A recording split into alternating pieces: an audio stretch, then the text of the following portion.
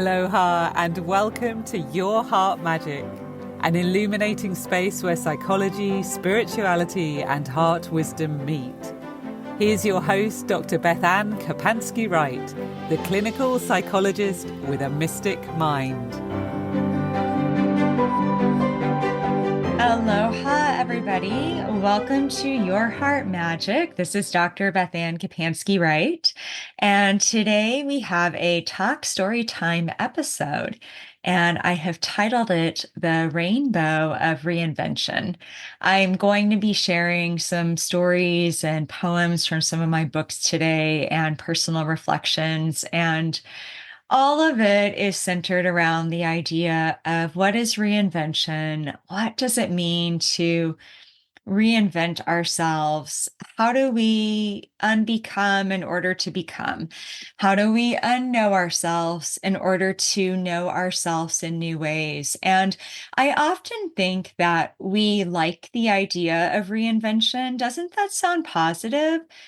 It's so refreshing to think if we don't like who we are, well, let's just reinvent ourselves.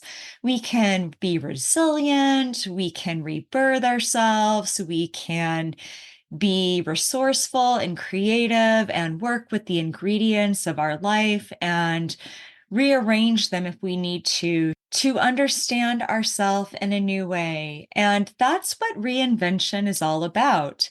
And I believe there are times in life where we might be going through a reinvention process and it's happening within our life and not a lot has changed externally, but we're going through something internally. We are going through a major shift in identity, or perhaps some form of a crisis of self that leads to becoming a more expanded self, a spiritual awakening, something that is happening that shifts us inside. And so we feel different. And then we're challenged with how do we bring that out into our external world and move our energy and move ourselves into the world in a way that reflects what our new truth is. That right there could probably be a whole podcast episode because that can be challenging. But that's not today's episode. So, getting back to the idea of reinvention, sometimes it happens because we've shifted an external circumstance and we have taken something new or done something new, or we are going through a major change. And so we get the opportunity to start over again or have a fresh start. And that sometimes is a nice catalyst to say, I'm going to reinvent myself. And today, some of the stories I'm sharing are my personal experience with reinvention. And when I first came to the island of Kauai, I was very specific that I was here for reinvention. Like I actually wrote that in a passage. I'm just going to read a short quote before we dive into everything today. But there's a passage I wrote in Transformations of the Sun, and it says, I believe in joy and pizza and beaches and dogs. I believe we all have an inner mermaid longing for the songs of the sea. I believe in finding the beauty each day, even if you have to look a little harder for it on some days. I believe in being an active participant in the process of life.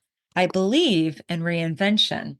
I wrote those words the evening of my 40th birthday, and I think I'd been on the island like 10 days or something like that.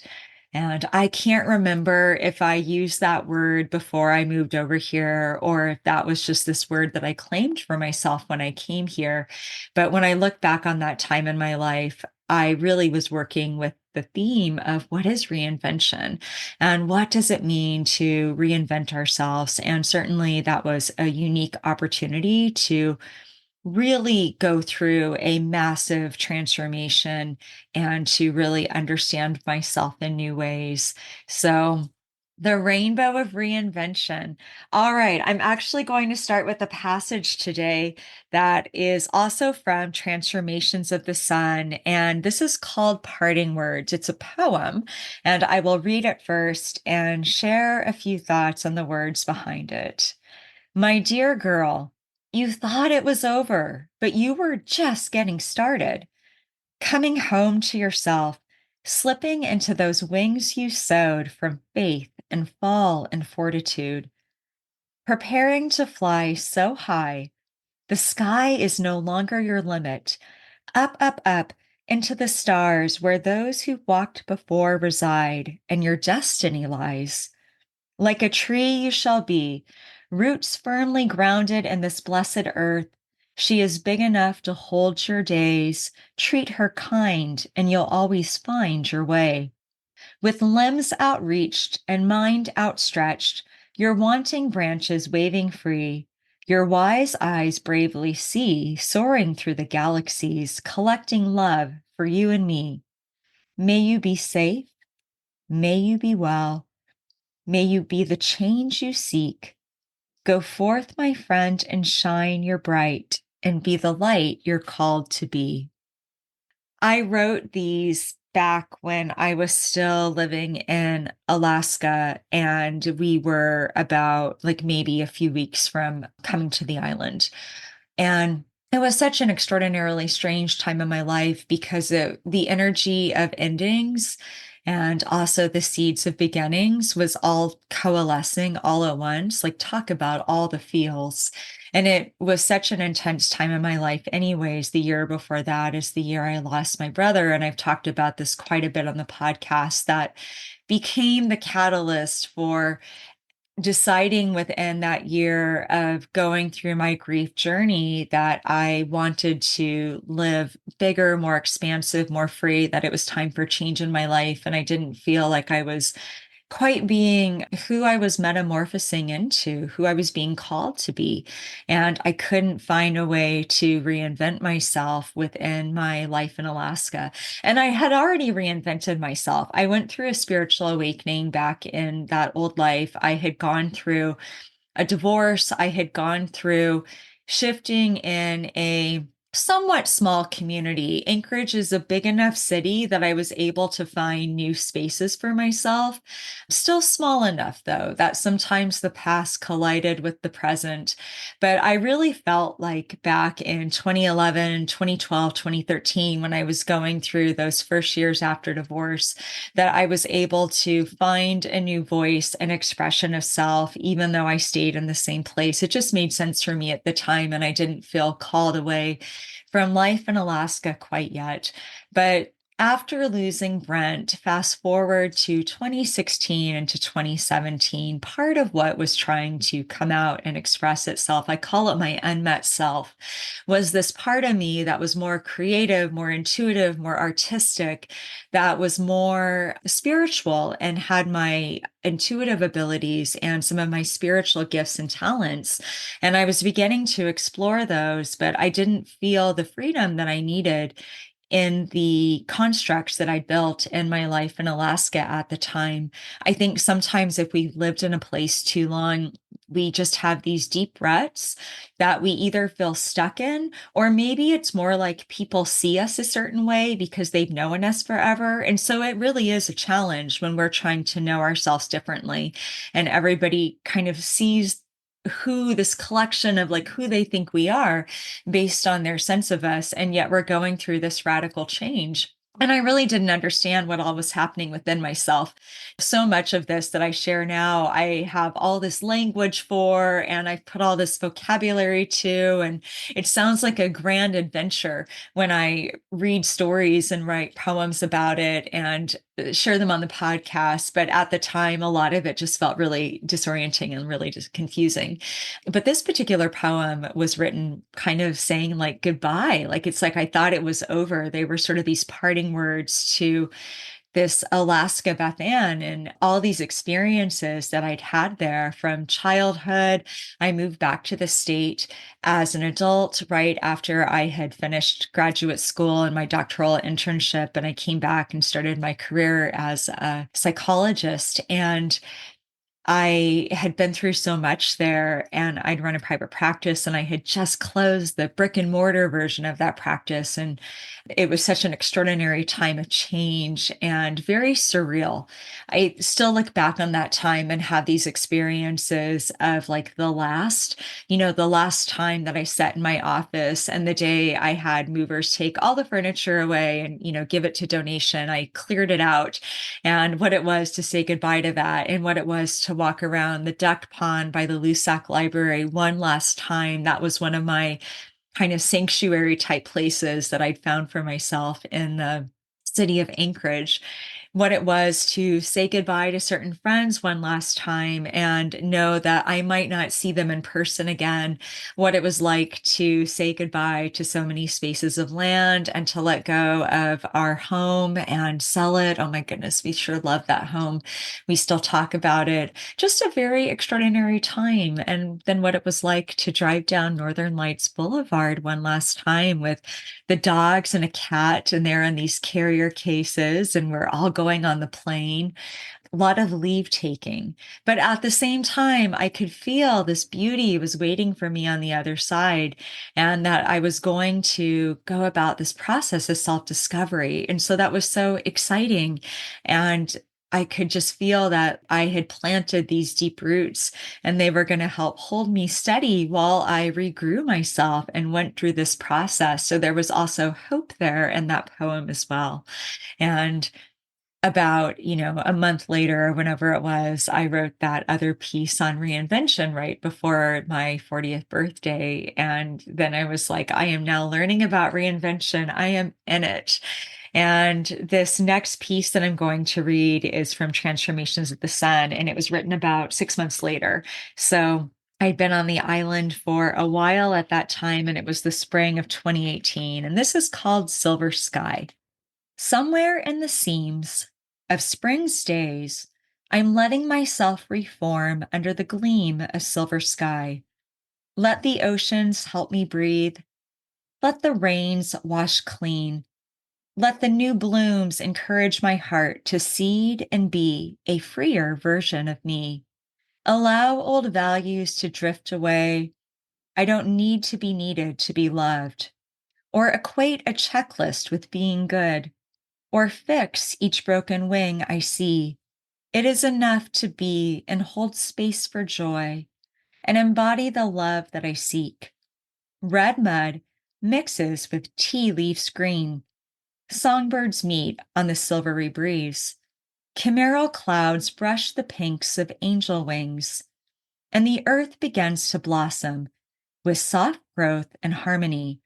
And somewhere in the seams of spring's days, I let myself reform under the gleam of silver sky, release the shapes of former me's, redraw the map of who I'd like to be, relinquish old identities, flip onto my back and float in the pool for a time. Guava berries bud and cherry reds and leafy limes. The sodden earth saturates with mist and tempest night. Moon illuminates her subtle phases and lines as season shifts its paradigm, inviting a greater depth of believing, winter's deep sleep waking up to new freeing. The road to becoming is paved with new seeing. Life is a constant rearrangement of being. And somewhere in the seams of spring's days, I let myself reform under the gleam of silver sky. One of the things that I've learned on this journey is that reinvention never looks the way that we think it will. And what I said earlier about like what a fun word that we can all get behind, right? It sounds so positive and it sounds so growth and change oriented. But I called this podcast the Rainbow of Reinvention because even though rainbows are beautiful and they're symbols of hope and promise and usually associated with something optimistic, I also think about just the rainbow of colors means that we experience all feelings, all shades of self, all notes and tones and compositions of who we are. And the truth of reinvention is that for all the beauty and positivity. There is a lot of darkness and heavy work and unlayering and letting go. And it's never as easy as just saying, I'm going to be a new person now. I am a new me. I'm a better be. It's really about doing the sifting of evaluating what was it about where we were at that no longer fit. We have to come to some sort of consensus within ourselves of what was that. And oftentimes that's an integration process. What wasn't working for us, what value shifted, what might we have outgrown? Did we have some new insight or breakthrough or way of looking at things where we just came to know ourselves in a new way?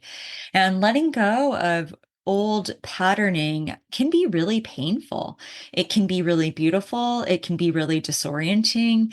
I think psychologically, it's really hard on us because as we are releasing old ways of being, it means we have to figure out what we're stepping into. And that involves building new cognitions for how we think about things. It involves understanding ourselves and creating new neural networks in our mind and new pathways so that our brain gets used to this new way of being or however we are changing or becoming. Oftentimes, it's upsetting to our nervous system because we're going through change.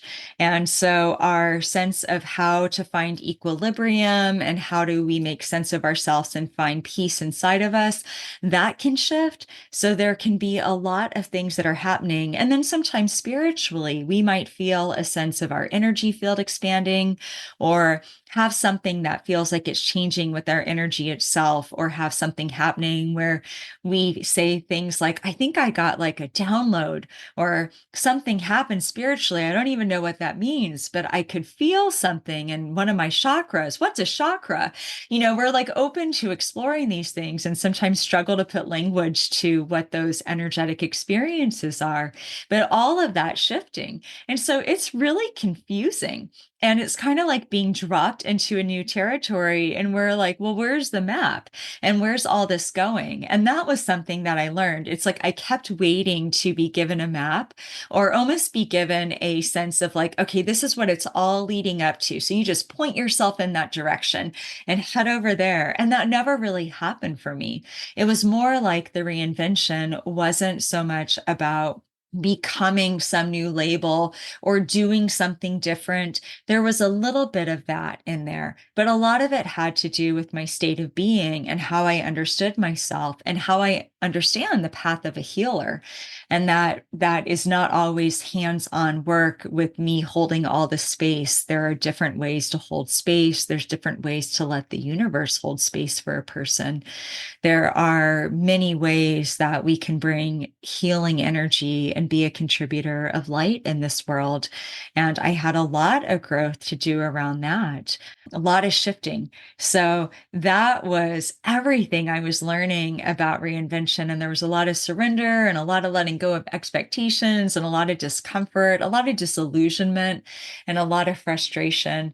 But ultimately, something that I've really taken from that process is that, as I said, it never looks the way that you expected it to. But I do think when we set our heart's compass and say, I want to go through this change and I'm choosing to go through a metamorphosis.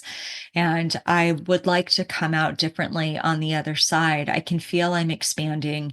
I don't know into what, but I'm following my heart as best I know how. When we do that, we will find our way through. We will find our way through. Reinvention is the language of the heart. Our heart magic is all about wanting to expand, wanting to learn from our soul lessons, wanting to learn how to be a more authentic, more free version of ourselves. And I use that word quite a bit in the book Transformations of the Sun. And that was written during 2017, 2018. And it really encapsulated the lessons of those first few years on the island and what I was going through at the time. And I kept saying, I just want to be more free. And when it came to my sense of being, and how I understood myself. So much of what I was trying to free was the boxes I put myself in and identities maybe that I felt like I had to live up to or fulfill in a certain way that I needed to detach from in order to just completely understand myself differently. So this next poem is called An Invitation to Unknowing, and it I think segues beautifully with the themes of what we're talking about today. Unknow yourself. Unknow who you thought you were so you can remember who you forgot you are. Unlisten your fears. Unlisten all voices that tell you to keep your walls high, to hide behind when the voice of your heart knows that is no way to let the freedom of the light inside. Paint your mural of riotous sobriety, whose primary entirety is quietly composed of the ongoing inquiry that is you. Become the answers to your questions. Be the living art of your contradictions. And within the bounds of your quantum dimensions, learn to grow in graceful tension and truth. Build bridges to retrieve your forgotten selves. Collect the pieces and parts you stowed on your shelves, and make the space inside of you a sanctuary of reclamation for the galaxy of yourself. Uncover the notes in your half written tunes. Recover the love in your infinite roots.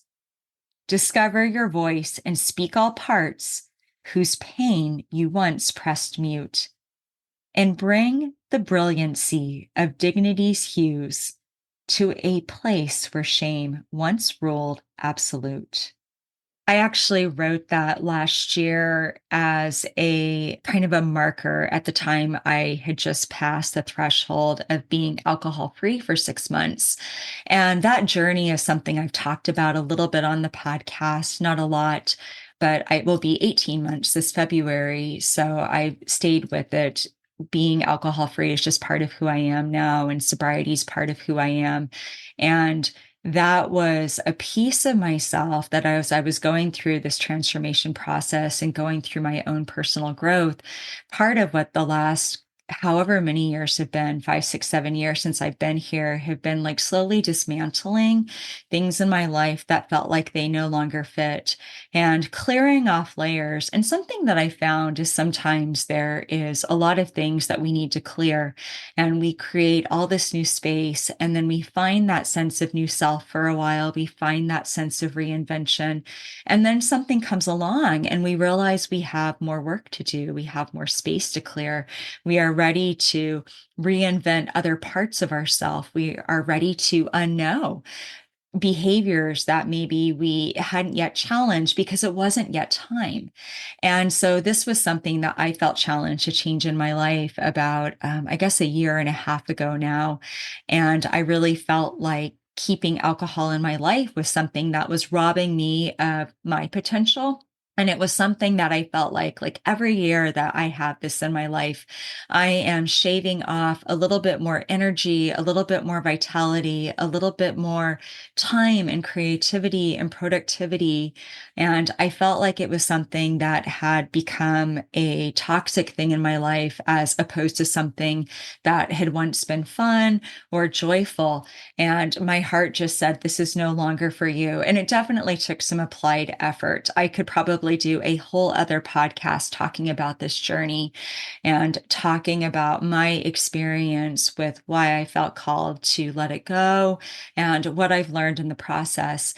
But that poem came 6 months in, and it really summed up how I have felt about this entire journey. It was simply another aspect of myself that I had in my life for a while, and it was time to unknow it so that I could remember something more authentic in myself, so I could liberate myself in a greater way, so I could feel more free and more expansive and more vital and more clear, so I could keep moving my energy and moving my life forward in a way that held as much space for sunlight as possible and gives me as much opportunity when the shadows hit and the challenges come and the hard things shake me up to handle those in a way where I am as clear as possible, as grounded as possible, and in my heart as much as possible.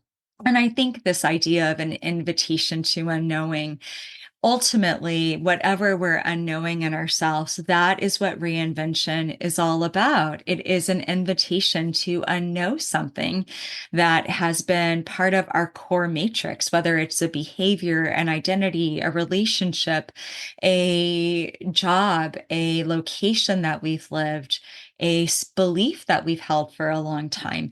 When our heart says, hey, this is no longer serving you, it can take a while to get on board, and that's okay. We all have a process around change and thinking about change and actually moving towards change.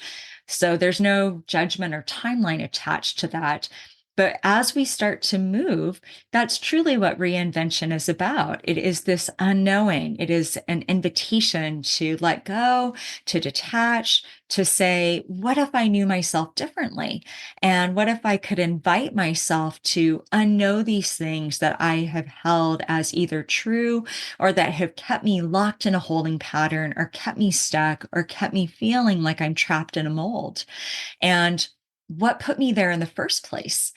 What can I do about that so that I feel more free to become a more expansive me?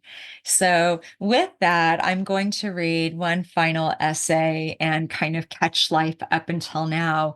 This is called Grace, Growth, and Gratitude. And I wrote it in this past November, so November of 2023.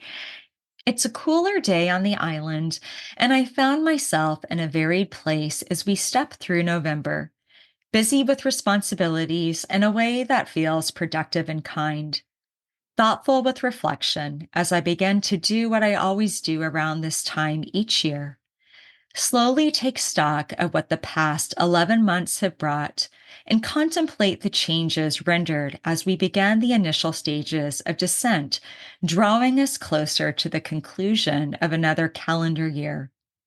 Truth be told, I haven't always liked the lessons the past couple of years have brought, but I am trying to embrace and integrate them so I can move forward with the wisdom learned. When I moved to Kauai years ago, I thought I was open to the possibilities of what life may hold, but I still arrived with boxes of ideals and rose-colored expectations, hopes, dreams, and attachments to the narrative of what this new chapter in life might be. I remember feeling stuck in the grooves of life back then, and when I read back through old poems and writings, I can sense the restlessness and hunger for growth inside of me. I was seeking more creativity, more spirituality, more intuition, and a more free flowing existence.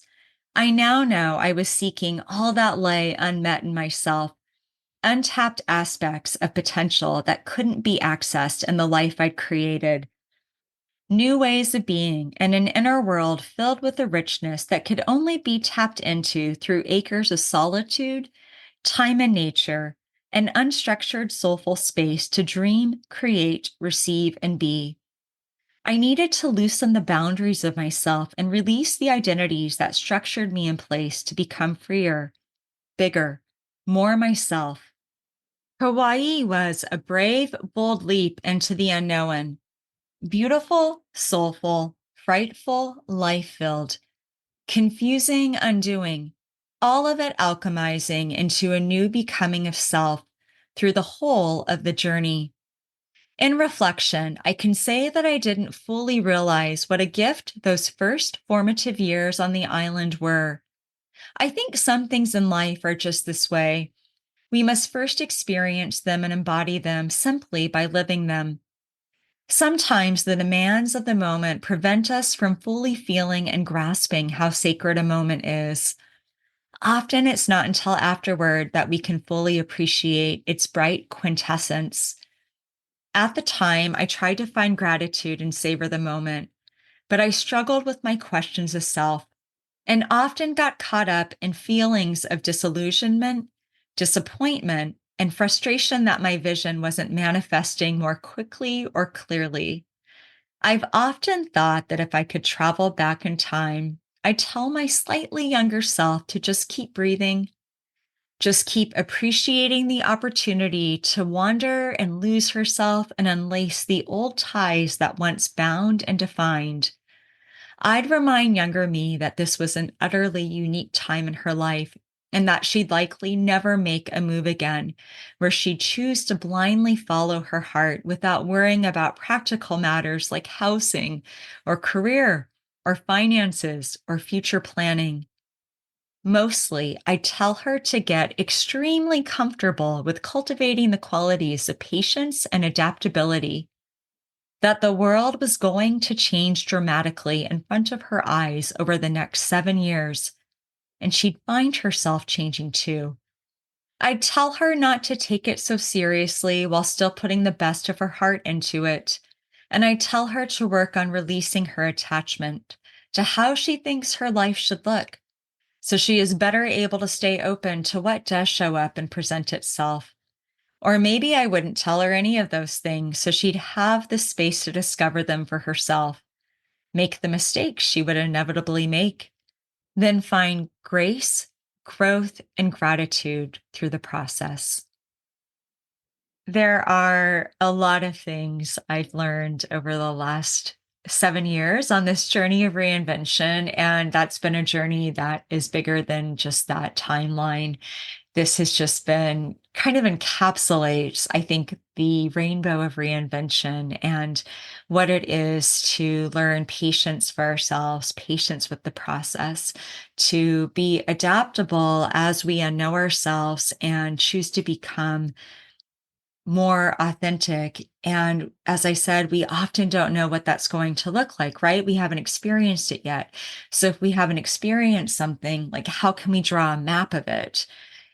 And I've really learned that part of what we have to do is keep finding gratitude in the moment.